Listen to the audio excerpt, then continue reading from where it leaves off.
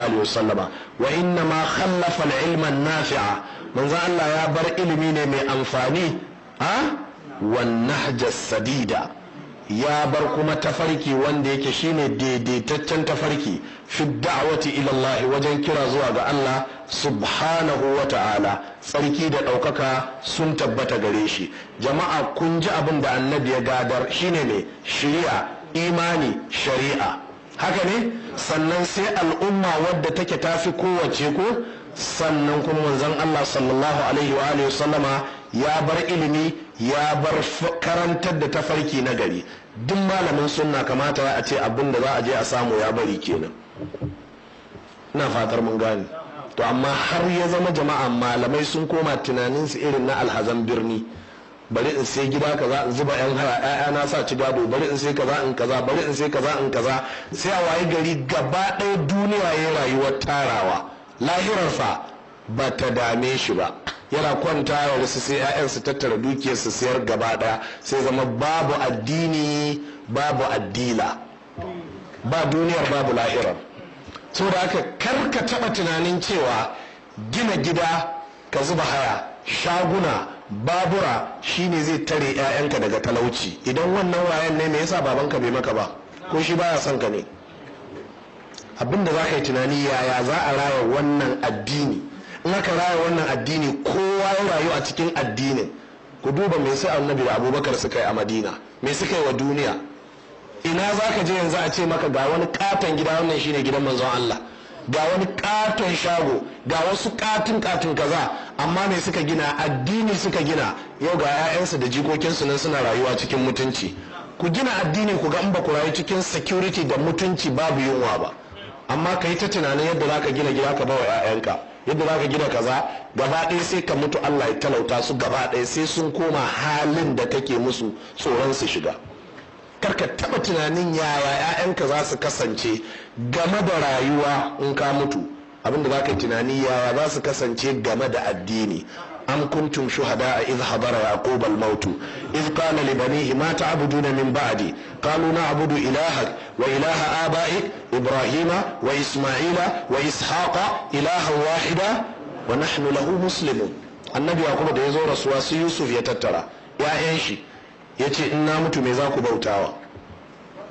Bai ce to in na mutu wane ne zai zama manaja na estate kaza, wane ne zai rike kwangila kaza, wane ne zai rike kaza. A'a, menene za ku yi in na mutu? Sai suka ce za mu bautawa Allah nan naka wanda shine Allah iyayenka da kakanninka su Ibrahim da Ismail, Allah ɗaya kuma mu musulmi ne. Sai kwanta ya mutu cikin kwanciyar hankali.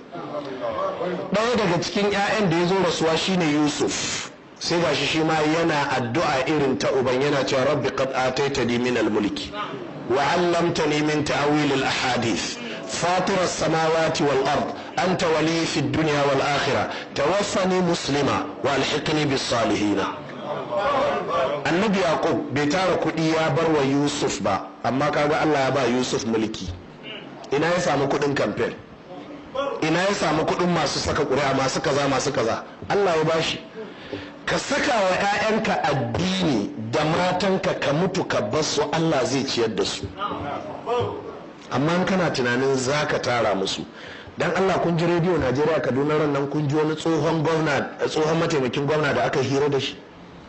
Ba ku sauraron rediyo ustazai. Tsohon mataimakin gwamna ne aka hira da shi. Kamar shekaru 20 da suka wuce da wani abu ya mataimakin gwamna. Ya samu kanshi a halin rashin lafiya. Malami ne babba, ya yi karatun addinin musulunci a Sudan. Dan boko ne babba, dan siyasa ne, dan kasuwa ne. Amma yau ya waye gari ba shi da komai a duniya. To me zai baka mamaki? Yana godiya ne ga wani mataimakin gwamna na yanzu saboda ya kai mai buhun shinkafa guda 5 da naira 100,000. Yana faɗin wannan wata mankiba ce, wata daraja ce, wani alheri ne da aka yi mishi. Ina duniyar da suka tara a wancan lokaci? Bata. Professor Ambrose Ali, medical doctor ne, consultant ne, tsohon gwamnan Delta State, Edo ta yanzu, ya tara kuɗi fiye da yadda kake tunani lokacin Shagari. Bendel State ko? Me ya faru? ni na taɓa zuwa garin su zan wuce kwana ya kama ni sai nake tambayar ina labarin Professor Ambrose Ali, sai wani ya ce ai shi kanin shi ne ya rasu. na ce kai wannan ya yi kwarjini lokacin, ya ce amma da ya zo mutuwa rashin lafiya ta kama shi. Duk kuɗin da ya tara sai da suka kare, sai da aka kaɗa gwangwanin neman taimako a coci. Shehu kan giwa daga Sokoto, wani gwamna ya kai kwarjinin shi a lokacin Shagari, mawaki ya buga ya mai kirari, je ka samu 'ya'yan Shehu kan giwa yanzu wani hali suke ciki na talauci. Ta tare Ali daga Bauchi, tafiya muka yi tsakar dare ta kama muka biyo ta wani surkukin ƙauye, sai aka ce a nan ƙauyen nan aka haifi ta tare Ali, kabarin shi yana nan. Muka je muka tsaya kan kabarin muka yi mishi addu'a, ƙungurmin daji muka sha, sannan muka kai ga ƙauyen. Ba wuta ba ruwa, nan ne aka je aka rufe shi, amma gwamna ne.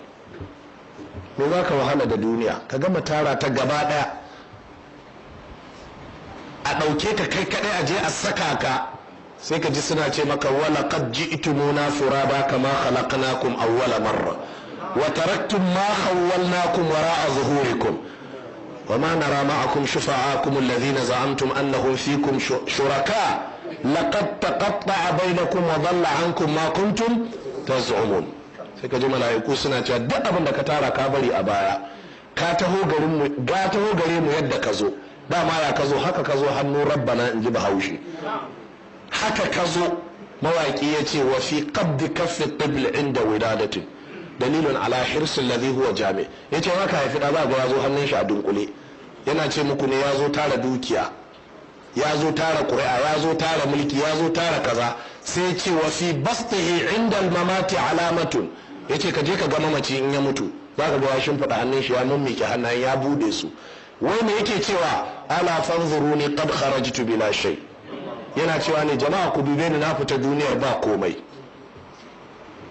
Naira miliyan nawa aka sa a cikin kabarin Abiola,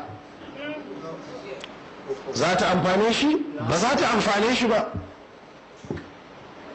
don haka wannan duniya da aka sa wa mutane cewa su tara ta ba ta da wani amfani. jama'a ku yi kokari ku tattali lahira can mai dindindin, yadda in ta samu ta yi kyau, in ta ɓaci fa wallahi komai ya rikice. Kafiri ne ya tara dukiya, ya tara 'ya'ya zarata, yana ganin cewa waɗannan 'ya'yan wallahi ƙarya ne a ce yana nan da suna nan da za a iya mishi kaza.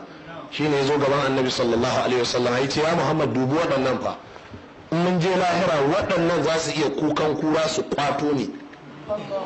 mana da ko an kama shi to waɗannan guda tara ne, sangwama ne. ya ce kuma karka manta ni a tajirin binni ne, yana da kuɗi, zan iya bada kuɗi na, mana zan yi tifin mala'iku sai su sako ni. shine Allah ya ce a fara'aita allazi kafara bi ayatina wa qala la utayanna malan wa walada. baka ga wanda ya kafirce wa ayoyin mu bai ce ranar kiyama za a je mai da dukiyar shi da 'ya'yan shi? attala al-ghaiba, ya leko kiyama ne, ya fara ganin samfotin kiyama ne, ya ga yadda za ta faru. am ittakhadha inda ar-rahmani ahada, ko sun yi alkawari da Allah ne? sai Allah ya ce kalla, ko ɗaya bai ga kiyama ba su yi alkawari da Allah ba. sanaktubu ma yaqulu, duk abin da yake faɗi za mu rubuta. wa namuddu lahu min al'azabi madda, za mu faɗaɗa mishi azaba. wa narisuhu ma yaqulu, abubuwan da yake cewa dukiya zai basu a nan duniya, ya'ya zai basu a duniya. wa ya'tina farda, zai je gare mu shi kadai matsiyaci. don haka jama'ar musulmi kowa ya tsaya yi nazari. duk abin nan da ka tara ka san matsalar Allah yana lissafi ya ka samu, ya ka kashe, yana nan yana da fayil din a wurin shi. me zai biyo baya? a ranar alkiyama ka manta duk kayan waɗannan abubuwan, sai ka ga an buɗe maka, an ce iqra kitabaka kafa bi nafsika al-yawma alayka hasiba. sai ka zo kana cewa mali hadha al-kitab la yughadiru saghiratan wala kabiratan illa ahsaha. Allah ya ce wajadu ma amilu hadira wala yazlimu rabbuka ahada. ya jama'a kowa ya je accounting kanshi. Islam is the religion of accountability and transparency. ba wai gwamnatin Obasanjo ba da ta zo duk ta kawo wani turanci na dictionary, accountability, transparency, duk ƙarya ne. ka je karka yaudari kanka, ka je ɗaki ka duba ka gaya kai ka tara dukiyarka. jama'a waɗanda suka tara dukiyar halal ba abin da za ta tsinana musu in sun mutu, balle wanda ya tara ta haram. ko za ka je da dukiyar halal ne ranar alkiyama za a saka ka a wuta a ce to tun da ya yi kokari ya tara halal a karɓa sai a fasa mishi azabar da za a yi mishi don ya yi laifi kaza kuma ba sa yi ba. So da haka jama'a ku ji tsoron Allah.